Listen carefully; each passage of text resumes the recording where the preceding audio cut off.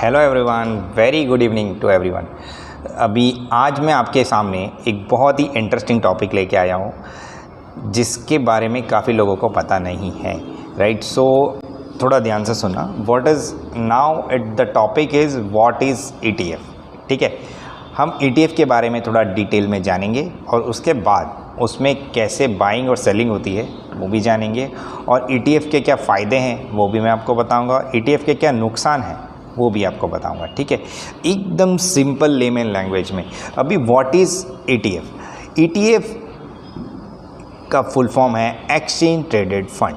ठीक है, अभी एक्सचेंज ट्रेडेड फंड क्या होता है? This is not mutual fund, it's a totally different subject ETF, right. Exchange traded fund मतलब हमारे सेंसेक्स और निफ्टी में जितने टाइप के इंडेक्स हैं, जितने भी टाइप के इंडेक्स हैं, मान लो निफ्टी फार्मा है, निफ्टी रियल्टी है, निफ्टी 50 है, निफ्टी बैंक है, राइट। जैसे बहुत ही सारे इंडेक्स हैं, निफ्टी मिड कैप है, निफ्टी नेक्स्ट 50 है, राइट। वो सारे इंडेक्स का अगर आपको ट्रेंड देख के ऐसा समझ में आ रहा है कि ये इंडेक्स ऊपर जा रहा है कुछ टाइम के लिए, तो आप डायरेक्ट उसका ETF बाई कर सकते हो। अभी एक एग्जांपल, अगर आपको मैं कहूँ कि बाज़ार यहाँ से 5000 पॉइंट बढ़ेगा एक साल में या 2 साल में, ठीक है, और अगर आपको निफ्टी के सारे स्टॉक लेने हैं तो आपका इन्वेस्टमेंट निफ्टी के सारे स्टॉक में 1.5 से 2 लाख का हो जाएगा। अगर सारा ETF एक साथ बाई, सारे स्टॉक एक साथ बाई करने हैं, ठीक है। या तो फिर मैं ऐसा बोलता हूँ आपको कि बैंक निफ्टी यहाँ से और 4000 पॉइंट बढ़ जाएगा कुछ टाइम के लिए। तो अगर आपको बैंक निफ्टी के सारे स्टॉक्स खरीदने हैं तो आपका उसका टोटल इन्वेस्टमेंट 25 से 30 हज़ार का हो जाएगा। ठीक है, एक खाली लमसम बता रहा हूँ, एक्चुअल फिगर में भी वेरिएबल। ठीक है, तो अभी आपको इंटरेस्ट है निफ्टी 50 के स्टॉक्स में, तो आपको करना क्या है? अभी इसमें टॉपिक के अंदर एक सबसे मेन कंक्लूजन है कि आपको करना कैसे है, बाई कैसे करना है, सेल कैसे करना है, right. The way you trade in stock market, the way you can buy Nifty ETF। ठीक है, जैसे आप स्टॉक्स में बाइंग सेलिंग करते हो वैसे ही आप ETF में भी बाइंग सेलिंग कर सकते हो। आप उसमें हर महीने भी थोड़ा थोड़ा इन्वेस्ट कर सकते हो और एक साथ भी इन्वेस्ट कर सकते हो। ठीक है, अभी मान लो आपने 15,600 पे निफ्टी ETF बाई किया हो जिसमें निफ्टी के टॉप स्टॉक्स हैं। निफ्टी 50 ETF मतलब निफ्टी के टॉप 50 स्टॉक्स उसके अंदर ऑलरेडी डाले होंगे।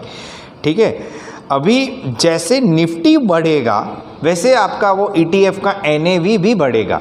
ठीक है, तो बाय डिफ़ॉल्ट आपने निफ्टी ही खरीद लिया पूरा। इट इज़ नॉट लाइक कि आपने निफ्टी का फ्यूचर बाई कर लिया। ऐसा समझो कि आपने निफ्टी में इन्वेस्ट कर दिया, निफ्टी के 50 स्टॉक्स में इन्वेस्ट कर दिया फॉर टाइम बीइंग, और आपको जब भी ठीक लगे आप उसको बेच सकते हो। मान लो आज लिया तो आज भी बेच सकते हो, और कल लिया तो परसों भी बेच सकते हो, या तो 4 महीने बाद, 5 महीने बाद भी बेच सकते हो। वैसे ही मान लो अगर आपको इंटरेस्ट है कि आपको निफ्टी फार्मा में इंटरेस्ट है, राइट, तो आप निफ्टी फार्मा में भी इन्वेस्ट कर सकते हो, और निफ्टी मिड कैप में इन्वेस्टेड है तो वो भी, उसका भी एक ETF बनाया हुआ है। और PSU स्टॉक्स में इंटरेस्ट है तो निफ्टी PSU ETF में भी इन्वेस्ट कर सकते हो, राइट। तो there is no particular segment, आपको डिसाइड करना है आपको कौन से सेगमेंट में इन्वेस्ट करना है कुछ टाइम के लिए। आप इसमें रेगुलर SIP भी कर सकते हो, जैसे हर महीने एक डिसेंट अमाउंट से 10 से 12 हज़ार रुपये आप हर महीने निफ्टी में इन्वेस्ट करना है। जैसे अगर निफ्टी के स्टॉक्स में इन्वेस्ट करना है तो आपको एक एक करके स्टॉक्स खरीदने की ज़रूरत नहीं है, आप डायरेक्टली निफ्टी का पूरा बंच खरीद लो। ठीक है, जैसे 10,000 का मैंने निफ्टी खरीद लिया, निफ्टी ETF खरीद लिया, और जब मुझे लग रहा है कि बाज़ार 400 पॉइंट बढ़ गया है तो आपके वो ETF का वैल्यू भी बढ़ जाएगा बाय डिफ़ॉल्ट। वैसे ही अगर आपको लग रहा है बैंक निफ्टी के मेरे को सारे स्टॉक्स लेने हैं तो आप बैंक निफ्टी ETF खरीद लो, और कुछ टाइम के बाद आपको लगता है कि मेरे को इसमें अच्छा सा डिसेंट प्रॉफिट हो गया है तो आप उसको बेच सकते हो। अभी समझ में आ गया होगा शायद आपको थोड़ा बहुत कि क्या ETF होते हैं, और दूसरा इसमें जो चार्जेस होते हैं वो भी बहुत ही मिनिमल होते हैं, और टैक्स गेन जो कैपिटल गेन टैक्स है वो भी बहुत ही कम होता है। सो जिसको भी स्टॉक मार्केट से डर लगता है, स्पेसिफिकली कि ट्रेडिंग से डर लगता है, कि इन्वेस्टिंग से डर लगता है, तो आप कंपनी सेक्टर वाइज छोड़ो, एक particular decent amount Nifty ETF में इन्वेस्ट करो, जिससे आपको डरने की ज़रूरत नहीं है। अगर इंडिया की टॉप 50 कंपनी अच्छा खासा कमा रही है और अच्छा खासा वॉल्यूम हो रहा है तो आपको उसमें बाय डिफ़ॉल्ट रिटर्न मिल जाएगा, राइट।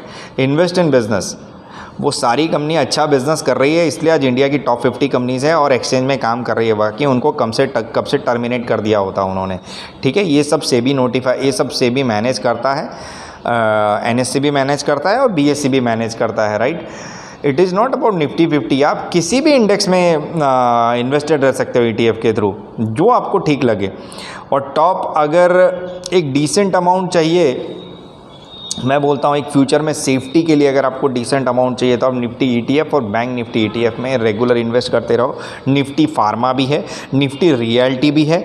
जैसे आप स्टॉक्स बाई करते हो वैसे आप ये बाई कर सकते हो। जैसे ही आप मतलब कोई भी एप्लीकेशन आप ज़ीरोधा यूज़ कर रहे हो या तो अपस्टॉक यूज़ कर रहे हो, अपस्टॉक में आप सर्च करो निफ्टी ETF तो तुरंत सारे ETF दिख जाएंगे। आप उसमें जाओ, आपको जैसे बाई करना है बाई कर लो, जितने पैसे डालने हैं उसका कोई लिमिट नहीं है, 50,000, 5,000, 10,000, 2,000, 3,000, किसी भी अमाउंट में आप निफ्टी का बाइंग कर सकते हो, ठीक है। It is a very low risk instrument, you must invest in that. और मेरे हिसाब से अगर मैं कहूँ कि इंडिया में अगर कोई सबसे सेफ़ इंस्ट्रूमेंट है लिक्विड फंड के बाद तो ये निफ्टी ETF है। अगर आपको अच्छा रिटर्न चाहिए तो कि मैं बात कर रहा हूँ, बाकी आप FD कर सकते हो ठीक है। चलो, कीप इन्वेस्टिंग। अगर कोई भी क्वेरी हो तो आप मुझे पिंग कर सकते हो या तो मैसेज कर सकते हो। और हाँ, इसकी डिटेल आपको NSE की साइट से देखनी है कि कौन से ETF अच्छे हैं और कितने टाइम से रिटर्न दे रहे हो, कितना रिटर्न दे रहे हैं। ये आपको NSE 1 गूगल में सर्च करोगे, NSE 1 निफ्टी ETF तो आपको मिल जाएगा। उसका लिंक डिस्क्रिप्शन में मैं डाल देता हूँ फिर भी।